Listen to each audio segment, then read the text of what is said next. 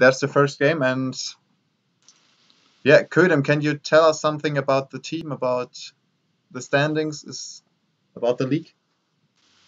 All right, so this is the game between Electric Falcon, who is also in the chat, as we can see. Yes. He's the player who already wrote something, playing against Jsettle1. And they played for the teams, Electric Falcon played for the team Weird Engine Airlines, whereas Jsettle1 was playing for Something Wicked This Way Comes. This match took place in the 7th round. It's the board 8 game. And yeah, I think we'll probably go right into it. Yes, we're gonna start it. We made it that Adrian and I all both board 8 is where the action is. Yeah. I analyzed 4 games and Adrian also did it. And now we always have one player who knows the game, knows how it played, and the other one can give new new ideas, maybe a new point of view. I think with the interaction, it should be a very interesting commentation. Yes, I also think so. So let's go. Electric Falcon. I know. Quidem, how is the elo, the number? Is there some correlation to how they play in real life? I think the classical ratings on Lichess tend to be a bit higher than the elo ratings, but they're probably vaguely comparable at least.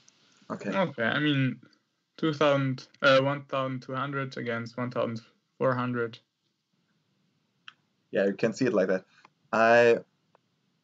Okay, let's go through the game. First I want to say that I was very impressed by the way White played this position in the end at the attack, but you'll see how it comes. Okay. No, I'm excited. Yeah, of course. And he said already in the chat it was all right. On board 8 is where all the action is. That's right. Okay, knight f3, knight c6, knight c3, knight f6, and here I think we also had this on another board here. The fourth knight game. Genau. Or knight. Also, yeah, exactly. Sorry if I sometimes say some German words. That's not intentional. We got here bishop c4 was played. I just said some lines that also are played very highly, but okay. Okay, I mean this Scotch game should be very dry-ish. Yes, I just wanted to point out that in this position there are many ways to go. I mean, bishop b5 can be played also instead of d4. Yes. You said, yeah, you're right, yeah. I also had it here, bishop b5, and now black has multiple ways to go. Bishop d6 is possible, bishop c5 is possible, bishop b4 also. But I think we should not take that much time in the opening. Yes. Both players made some good moves, and okay. Castle. I mean, in these Italian positions, I don't like the knight on c3.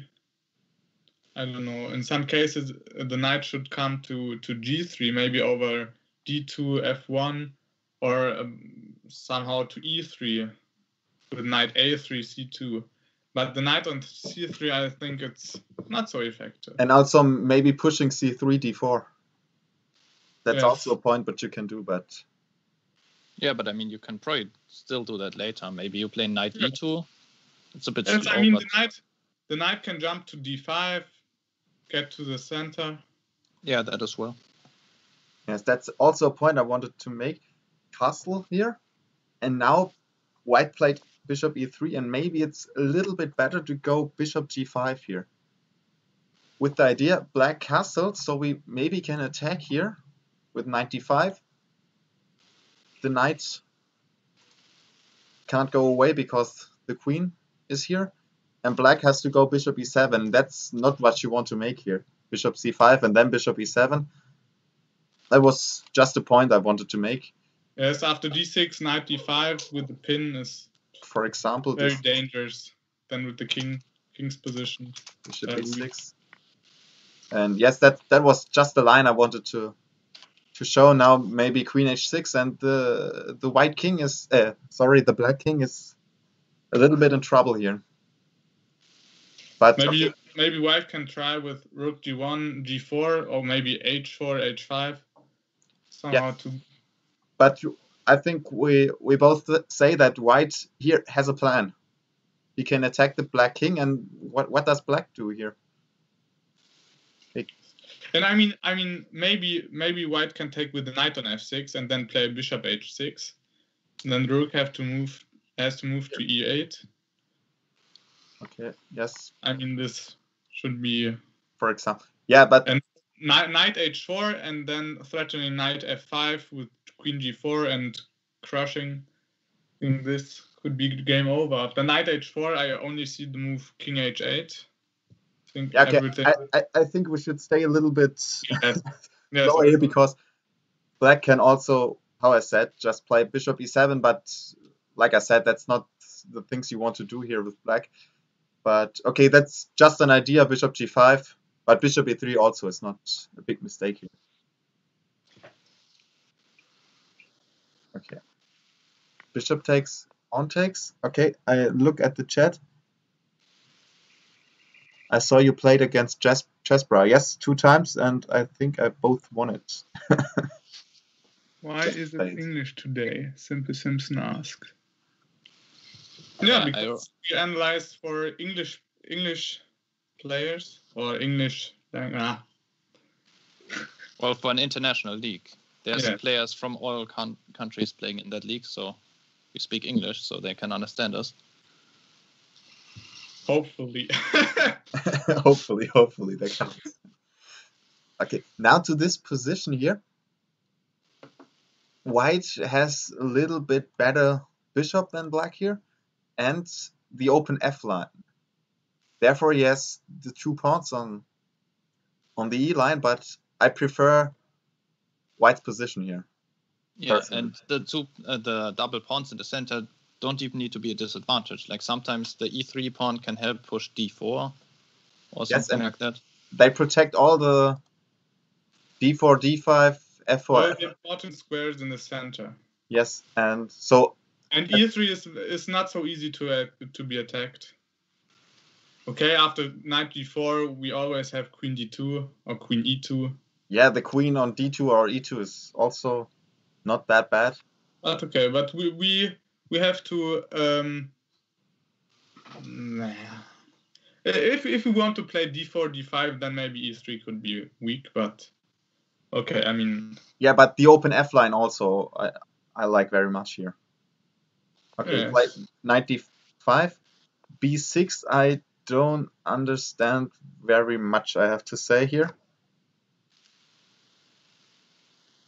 The next move he meant bishop b7, but I don't think that the bishop on b7 what does he want there? So I preferred the idea of going, for example, bishop e6. And then I said, oh, maybe it could be that line where you change everything, and this should be okay for both sides. You play an endgame and this should be fine. But b6, maybe it's a little mistake here. Yeah, I think the idea is probably just to look into the center with the bishop, but the problem is it's probably just a bit slow. Yes, it's slow. And yeah. Here maybe an idea could be to take on f6 and then put the bishop to d5 with the pin on the knight c6. Okay. And that's maybe quite unpleasant for black.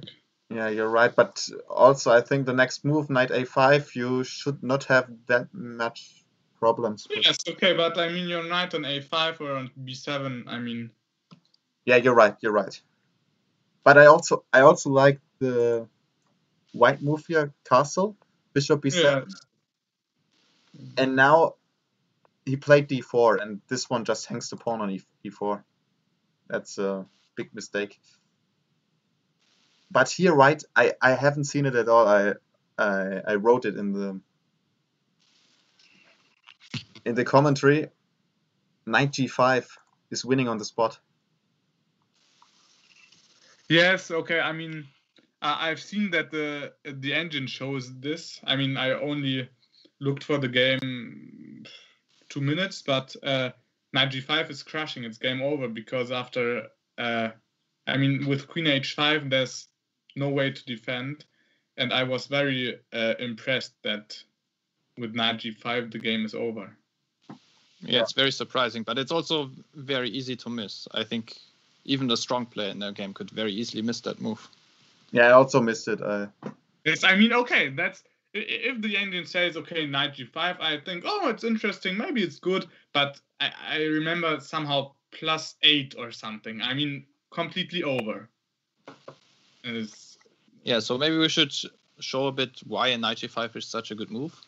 Okay, if black doesn't move, that's obvious. You can take and play Queen h5 or something like that, or even take and take on h7, for example.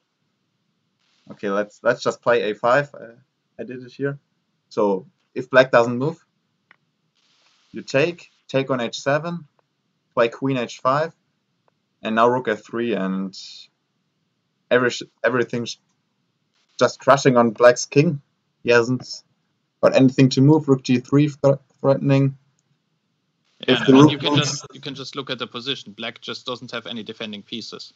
The king is very much in the open. White has 2 or even 3 pieces attacking. Here and you without can defenses, see that the bishop on here you can see that the bishop on b7 is misplaced. On e6, then black could play rook g8, but here after rook g8, f7 is hanging. Yeah, the bishop doesn't really help in the defense over there. Yes, you're right. So I just said knight e7, rook h3, threatening mate, and if rook h8, you said it, f7 is hanging. But okay, I always thought, okay, there are multiple ways to win the match here. Yeah, so I think if black doesn't do anything, that wins. But I think the obvious move here is knight takes d5. Yes, taking the knight. Queen h5, threatening mate. On knight f6, you just take, and still threatening mate here. You can't take back the rook. So maybe h6 is a move, but then I take the f7 pawn and also take the d5, and yes, that's. I'm a pawn up. The king is weak. Knight takes h6, and okay. And if knight f6, you've got just knight takes d8 with check, and you can't take the white queen here.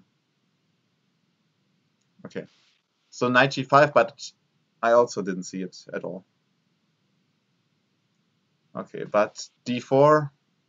Okay, hangs the pawn on e4. So. Okay, I mean that white didn't see knight g5. It's of course not a shame because I mean very difficult to see this that this is so a strong move. But okay, d4 is a mistake. I mean a normal move could be somehow queen d2, queen e2, king h1, maybe rook f2 to double up the rooks, or maybe h3 to play rook f2 without knight g4, something like this.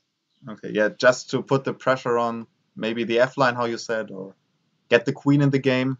Queen e1, queen d3. Yeah. Okay, let's look at the game. d4. He doesn't take on e4. Now queen e2. Also hanging the e4, and now black's taking it, and now black has just a pawn up.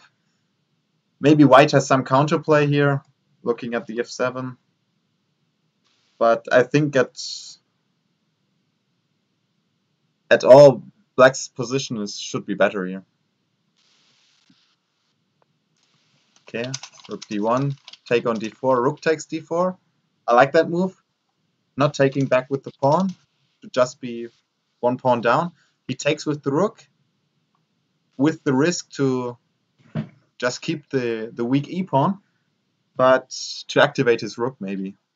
If the knight goes away, like he did, you can bring the rook here, or also to h4, and just looking to attack the king here. I liked. Okay, knight g5, takes. Rook g4, there was also a line I liked. Rook f5 here.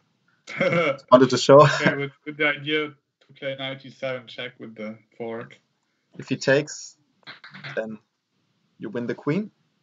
And otherwise you just activated your rook to maybe also go towards the king. So queen d8 or queen h6 should be the only moves. Yes, queen h6. And now you've got rook h5 and knight takes c7. That was just the line I wanted to show. I like the move rook f5 here. But okay, rook g4 also looks nice, attacking the queen, and then knight f6 threatening somehow. Yes. So if queen h5, you can play knight f6, or also okay, play rook takes. Rook takes g7. Yeah. Queen e5, knight f6 check, king h8, knight d7, forking the knight and the rook. Takes, knight takes c4, queen takes c4. And I think after, let's look again at this moves here. I think from the moment of now, white played it nearly perfect. Yeah, so maybe something to consider is, or something I would be wondering about is if I want to trade the knight for the rook on a8. Considering that my knight was a very strong attacking piece and the rook on a8, if it recaptures on f8, like the rook on a8 is not doing a whole lot. Yes, but I probably know, just enough to win. I thought also to not play knight f6 check immediately, instead plays a bit slower, maybe queen d3 or something, threatening knight f6 with queen h7 mate. Then I think after queen d3 there should black play king h8, and then maybe try to play with again rook f5 or rook h4 or something. Yeah, but you have also ideas like just to take on d5, no? Yes, of course. Just to take, but, play rook e8 or okay, rook e8. There's rook e4. But you know, I can play b4, and then I think your knight should be trapped. Okay, you have c6, but okay. I mean, it was only knight f6, knight d7 wins the exchange. I mean, it has to be a good move, but I understand what Kudam was thinking about. Yeah, you're right. But I mean, I think taking the rook also cannot be bad. Like, yeah, you have to watch out that you just don't end in a position where you're pawn down, or okay, if you lose b2, 2 pawns, and you play a very bad endgame. So yeah, I like the idea, and now also f7 could be hanging here. If he takes, maybe rook takes f7, or also bishop takes f7, and the attack isn't over. So okay, the game was takes, and now d5 just loses the game immediately. You take on c7, attacking the bishop, and f7. 7 and then g7. Okay. I see the end. Okay, nice one, nice. So he should have taken on f8, but also I think rook takes f7. Yeah, I think probably black was afraid of rook takes f7 and played d5 to close the diagonal. But unfortunately, it doesn't really help. Yeah, you take on c7, also threatening rook takes f7 somehow. And yeah, this is just over. But how Mr. Schnitzer said it. The ending was just nice. Knight g6 check and then rook h4 check. I really liked. So yes, it's if you say okay, yes, he blundered the pawn on e4 here, but then the attack got to start. Gets to start. And the attack was just brilliantly played, I think. Okay. Rook to fourth rank, and then crushing attack with a beautiful ending. Yeah, I really liked. So if you got some questions for the game, you can ask now, but I think Electric Falcon showed okay, he's fine. So we'll go to the next one.